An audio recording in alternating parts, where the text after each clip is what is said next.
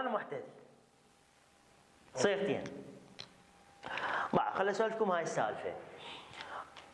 مره قرايبنا او صديق، هو مو قرايب، هو مهم، ربما لك اخ لم تلد امك، مو صح؟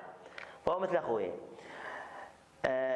صديق بيتهم بالعماره.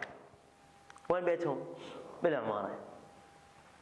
فهو قاعد يمي، كان والده خابره، فهو فتح يعني مايكروفون على مود يسلم على والده. ف ايش قال له شو وقت تجي؟ قال له ليش؟ قال له مو ان خلاص سعفن. هم عندهم مزرعه طبعا كبيره، واضح، بالدوانب. قال له شو وقت تجي؟ قال له ليش؟ قال له مو ان خلاص سعفن. قال له شنو؟ هو قال له ان شاء الله راح اجي، يعني قريب اجي. وراها اني صفان قلت له تعال فهمني شنو النخلاط سعفن؟ قال له هذا ابوي عنده مصطلحات خاصه بي. زين؟ قلت له زين شنو فهمني شنو النخلاط سعفن؟ قال لي يعني النخلاط تمرا، يعني طلع عن تمر، او راح يطلع عن تمر، زين؟ او لقحناها حتى يطلع عن تمر، واضح؟ فقال له شو وقت تجي؟ قال له النخلاط سعفن. فهاي الكلمه ظلت ببالي، نخلاط سعفن. فخلينا نربطها وين؟ بالفيزياء. وين نربطها؟ بالفيزياء. النخلاط شبيهن؟ سعفن. أنا اللي ركزت عليها منو؟ سعفن. النخلاط بين النخلاط سعفن.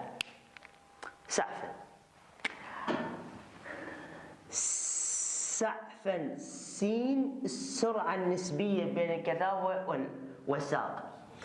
العين عدد لفات الملف.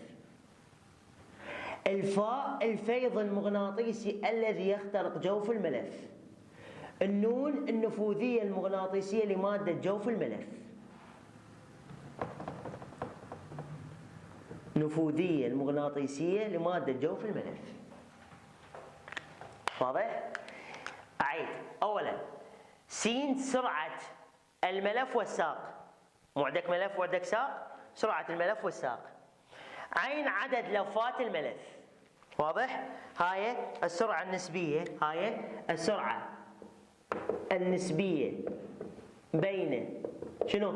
الملف والساق. بعد هنا عدد لفات الملف. بعد الفيض المغناطيسي الذي يخترق الملف. بعد النفوذية المغناطيسية لمادة جوف الملف. قبل كلهن